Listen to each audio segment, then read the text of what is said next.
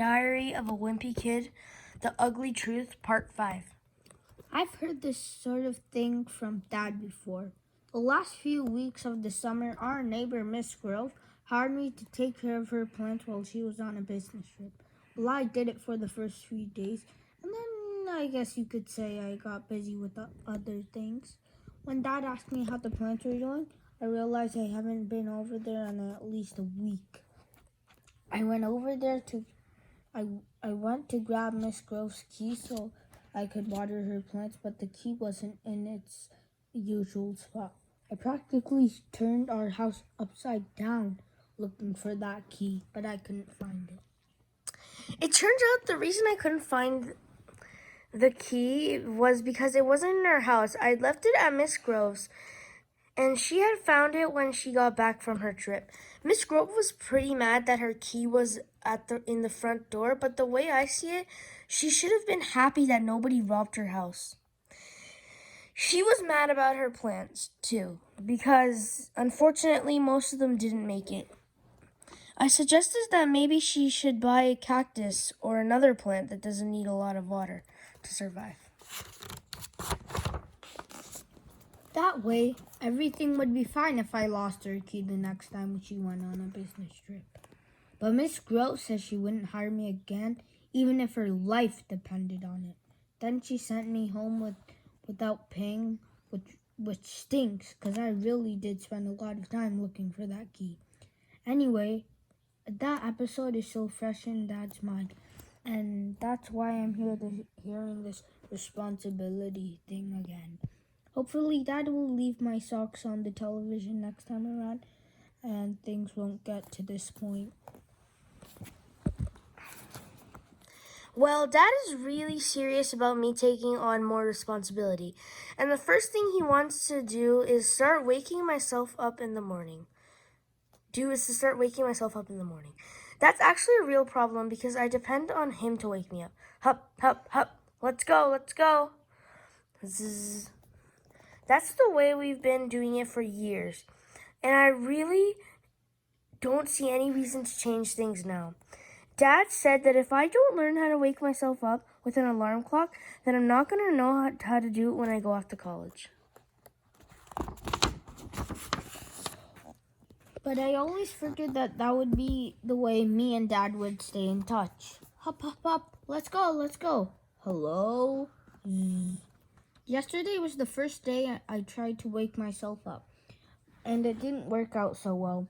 My alarm just went off and all, but the sound just worked its way into my dream. Meep, meep, meep. Cut it out. And today didn't go any better. I set my alarm to radio, and it turned it to classical music station because I didn't want to hear that annoying beep first thing in the morning. But the music didn't wake me up either. The problem is, without an actual human being waking me up, my brain is always going to find some excuse to keep sleeping. But I think I might have figured out a solution to this alarm clock situation. I found one of those old-style wind-up clocks in the storage room today, and those clocks make a huge racket when they go off. I tested it out to see if it still worked, and sure enough, it did. Ring! I don't think anyone could sleep through a noise like that. The only problem is the clock doesn't have a snooze bar, so I'm worried I'll shut it off and fall back asleep. So tonight I hid the clock under my bed.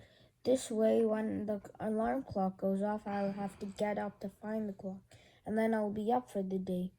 It turns out the new alarm clock caused some problems. With that wind-up clock ticking under my bed, I felt like I was sleeping on the top of a bomb that was about to go off, so the stress kept me awake half the night. I sleepwalked through my day at school, which was fine until we had an assembly where we were lined up to go to the auditorium, and I was leaning against the wall.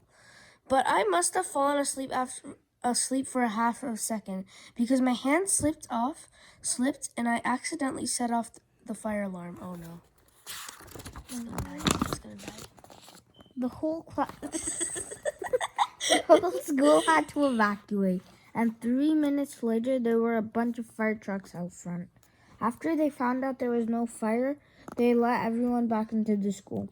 The principal got on the loudspeaker and said whoever set off the alarm was going to be suspended and that they should turn themselves in. I don't know how much, but what I do know is that you shouldn't announce what the punishment is going to be before you ask people to turn themselves in. So I decided that it would be smart to keep quiet and let this all blow over.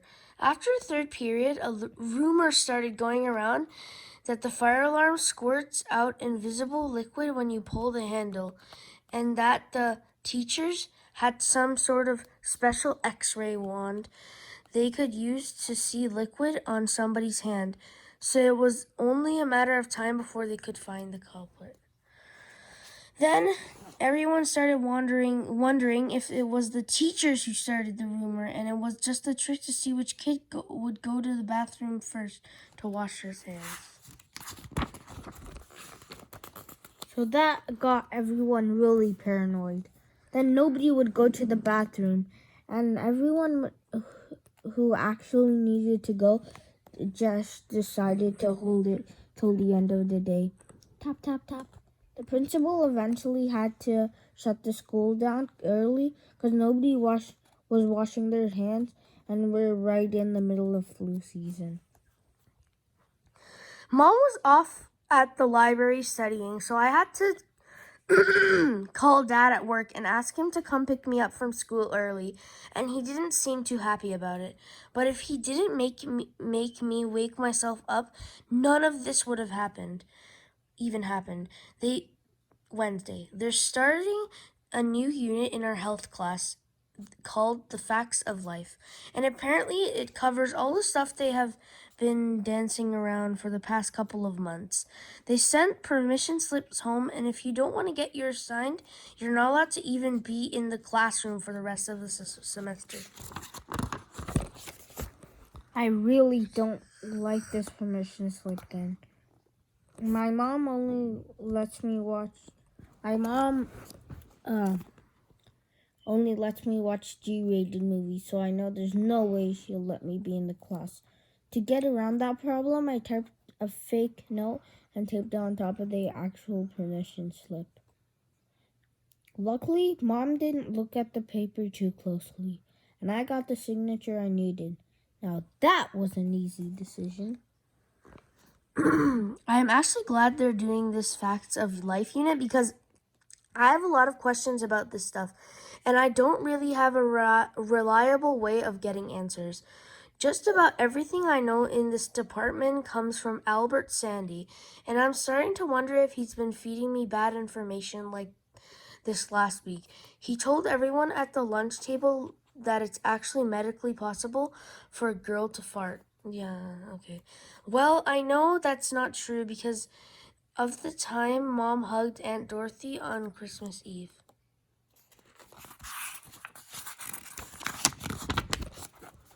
Anyway, today was the first day of Facts of Life unit, and sure enough, Nurse Powell sent the kids whose parents wouldn't let their permission slips down to the library to be special helpers for the day. The rest of us were pretty excited because we couldn't wait to hear all the juicy stuff Nurse Powell was about to tell us. But it didn't go the way I expected at all. Nurse Powell put up some charts up on the easel and started talking about a bunch about zygotes and chromoses and a whole bunch of other scientific nonsense. I kept waiting for her to tell us this was all a big joke, and then get to the good stuff, but it never happened. So I'm guessing the school is just trying to confuse us to make us lose interest. Anyway, the school is trying to confuse us. They are doing a pretty good job. At lunch, we tried to explain what we learned in the Facts of Life unit to the kids who didn't get their permission slip signed, and we couldn't agree on a single thing. No.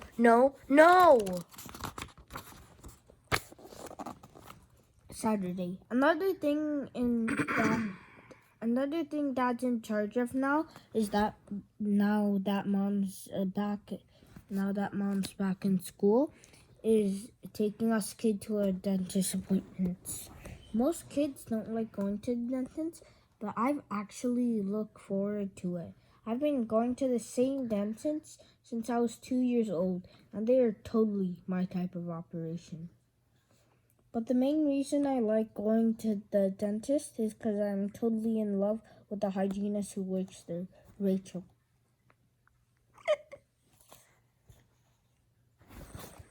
No, you did this. Oh, sorry. Rachel always lectures me about brushing and flossing and all that, but she's so cute. That is hard to take her seriously. Your gums are in very bad shape. You're going to need to floss every day from now on. Okay.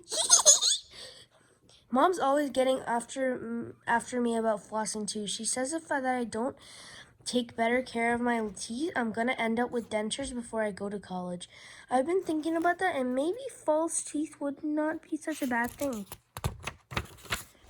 If I had dentures, I could have someone else take care of my teeth, and I could spend the extra time doing something I actually enjoy. I'm gonna need these back by breakfast. The only problem with being in love with your hygienist is that you only get to see her every 6 months when you get your teeth cleaned. So I have to make the most of every visit. The last time I had an appointment, I looked Rachel in the eye the whole time she cleaned my teeth so she could see I was definitely interested. Oh my god.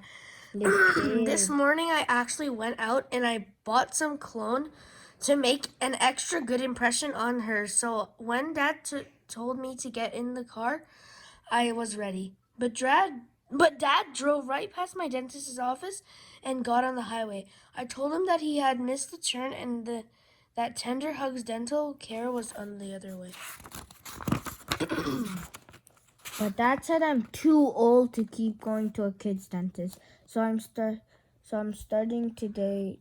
So starting today, he was switching me over to his dentist, Dr. Kagan. I've got to chill up my son when he said that name. I've seen Dr. Kagan's billboards on the highway, and every time I get the impression he has a totally different approach than Tender Hugs.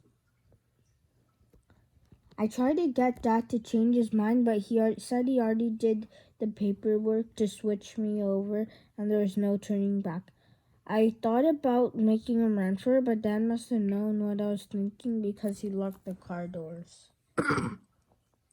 Dr. Kagan's office was even scarier than I pictured it. He didn't even have any coloring books or toys or the kind of things that they have in the Tender Hugs waiting room. Dr. Kagan was waiting for me in his office, and all his sharp metal instruments and drills were right out in the open for me when I walk in. Okay, guys, we're gonna end it here. We're on page 93. See you guys later. Bye.